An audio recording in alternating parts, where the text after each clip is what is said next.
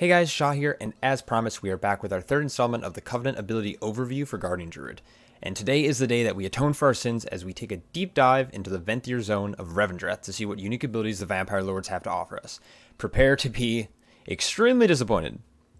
Or not. Similar to our last two videos, we are going to actually take a look at the Covenant-wide ability first that all players within the Venthyr Covenant will have access to, and this ability is called Door of Shadows. This is on a 1 minute cooldown with a 1.5 second cast time, and what it does is you went through the shadows appearing at the target location. Pretty straightforward. This ability has a 35-yard range. It's hard to find what is good about this ability or what a pros list for this ability without regarding the Soulbind trees. So at face value, this is very similar to the Night Phase Soul Shape ability in that it's offering movement. So this isn't as practical to Druid since we already have a high amount of mobility, like discussed before, through cooldowns in our different shapeshift forms. Comparing this ability to Soul Shape, at least Door of Shadows keeps us in bear form so that it can be used to instantly teleport you from one location to the next. In a key setting, this might allow us to chain pull if you need to cater to your group's composition, or if you need to maintain iron for stacks, or if you just want to make the dungeon go a little bit faster. Maybe in some instances of role-playing or intermission during a boss fight, this ability can be used to get from one side of the room to the other, but at least the animation looks good. I'm sure as time goes on, this ability will be used to cheese some type of wall or use a certain skip in a certain dungeon, but as of right now, we don't know a lot of the information yet. Now, obviously, with a fairly short pros list, there's going to be a cons list as well, which is also fairly short. But the first things first, I guess, it's the cast time. The cast time makes this ability feel very clunky to use, especially as a tank who needs to be focusing on keeping up their mitigation and using cooldowns. And during this cast, you essentially can't cast anything else. And it does require line of sight at the targeted location. This can't be delayed by melee attacks, which is, I guess, a good thing, but if you're fighting enemies to go to cast this, you're leaving yourself vulnerable for the duration of that cast time, and this ability feels pretty underwhelming. I think it was either, I think if it was either a faster cast or an instant cast, this ability would feel a lot cooler. The animation already looks great, and I would compare this to the practicality of something like Summon Steward, which is the carrying ability. For a Covenant fantasy, this is amazing, but obviously, like I said previously, if you compare the player power and usefulness of this ability to something like the Necrolords, which I'll be talking about in the upcoming video, it's just hard to justify choosing this Covenant for Door of Shadows. Something I haven't done much in my last few videos is talk about the benefits of Covenant-wide abilities and their synergy and what they can do with Soulbinds.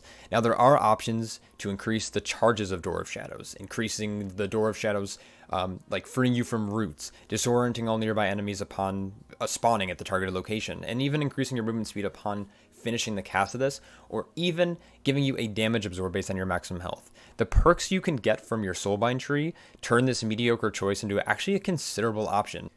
With Door of Shadows out of the way, it's time to start talking about the Covenant class-specific ability that Druids are going to have access to, and this ability is called Ravenous Frenzy. This is a fairly larger cooldown. It's a 3-minute cooldown, and for 20 seconds, your Druid spells that you cast increase your damage, healing, and haste by 2% stacking. And if you spend 1.5 seconds idle, the Frenzy overcomes you, consuming 3% of your health per stack, stunning you for 1 second, and ending. There isn't much to break down with this ability since it's pretty straightforward. Over a 20-second window, you'll get a ramping buff that increases your overall damage, healing, and haste. Now, I originally thought this ability was going to be very underwhelming, but after playing with it, I've actually had kind of a change of heart. I really do like this ability, and I think it has a lot of practical capabilities in putting out a large amount of damage in a short window, and especially helping with aggro generation and using it with the new Spiteful debuff, or not Spiteful, sorry, using it with the new Prideful affix in dungeons. Pairing it with that, Incarnation and Ravenous Frenzy by itself is insanely powerful. But before I get carried away with that, I'm going to talk about some of the pros. Guardian Druids have often lacked a solid offensive cooldown since Legion, without having to take a talent, of course. Ravenous Frenzy allows us to either buff our reintroduced ability Berserk or Incarnation, respectively, or by having a separate cooldown, which allows you to have increased damage, healing, and haste outside of that window. So you can either use these apart or together. The ability seems to work very consistently with what is considered a Druid spell and doesn't punish us for using a global undispelling a curse or a poison or an enrage effect. It rewards the Guardian Druid for capitalizing on each and every global, and this is easy for Guardian Druids since we have several abilities that we end up spamming like Swipe and Moonfire or even Thrash if we decide to pair this with Berserk or Incarnation. This will allow us to consistently reach high stacks without the fear of being stunned or losing health. That may be a different story for PvP though. Now obviously, I've always said, with pros, there has to be some cons. So there's simply the fact that this ability is on the GCD makes it feel horrible. It means you cannot create a nice macro with Berserker Incarnation. It means you have to spend a global on each of those abilities, as well as you have to wait for a global before you can start gaining stacks anyway. So as a template character, I was able to get consistently about 16 stacks, which means a 32% damage increase for that last global worth of damage. So stop right there. Two quick things. One, I am using MS Paint. Tranos has inspired me to embrace the most simplistic applications. Secondly, I do talk a lot about in this video about GCD issues with Incarnation and Ravenous Frenzy, the Covenant ability. I don't want to reshoot the video. I pretty much had the video published, ready to be put out this morning, and then this change came through. Blizzard made this announcement. It was pretty unexpected, at least I didn't expect it. I know a lot of people were kind of assuming, but I think it was a rather decent surprise. So if you look here, Berserk and Incarnation with all the Druid specs was removed off the GCD, as well as Ravenous Frenzy. So kind of disregard some of the comments I'm going to make in this video. I'm trying to cut them out. I don't feel like reshooting the whole entire video, but try to cut those out. So essentially, this Covenant's going to feel a lot better than it has been in this video, and I'm probably going to have to come back to this and do a little bit more testing before I have accurate information. But because of these changes, it's only going to be as like a benefit to both of those abilities. So enjoy the rest of the video. Ravenous Frenzy doesn't count every single Druid ability, but only abilities that are also on the global cooldown. So during my testing, I couldn't weave in a few Iron Furs to increase the amount of stacks I was rewarded, and this means it was extremely difficult to play around for players trying to snapshot big damage dots. Because of its ramping nature, you really don't notice this till it's almost over. There are a few changes that I would like to see to this ability that would make it maybe a stronger choice. First things first, just take it off the GCD. This would allow for Druids to not only squeeze out one additional stack, but also be able to create a nice macro that could be used with Berserker Incarnation. I know it's asking for a lot, but if Iron Fur or other abilities that were off the GCD, like Barkskin, counted towards the stack, it would feel so much more rewarding and fitting to the name of the ability. Rewarded for spamming as many abilities as possible during a given window. And then lastly, I think a good rework to this ability, instead of it count how many abilities you use during the duration, and instead give you a buff based on how many abilities you used, I think would feel a lot more distinct. I know that doesn't really make sense, but imagine for 10 seconds, it counts how many abilities you use.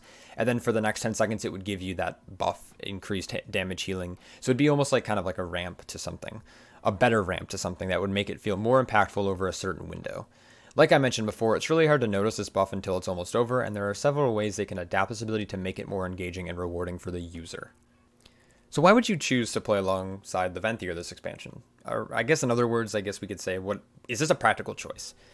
At face value, I think there are pretty major issues regarding the power level of both Dwarf Shadows and Ravenous Frenzy. With Dwarf Shadows being a cast, it leaves you vulnerable, and there aren't many great uses for it outside of maybe chaining some pulls in a dungeon together. But that can't justify leaving you vulnerable. Also, you could just get to the targeted location roughly half a second faster with this ability than you would if you just shifted into travel form or used a movement cooldown. And then Ravenous Frenzy is a cool concept, but I think it either needs some adaptations to how the ability interacts with the Guardian Druid toolkit, so things like Iron Fur and Barkskin also giving you stacks, or remove it from the global cooldown. Or even that slight rework that I mentioned, I think are all viable options to make this ability a little bit more enticing to pick this Covenant. If you're a Guardian Druid main and strictly only play Guardian Druid, this may actually be a decent Covenant, but if you plan to play any other specs, I highly recommend taking the time to think about what specializations you want to spend more of your time in, or what kind of content interests you. I think any multi-role Druid will want to think twice before choosing this Covenant.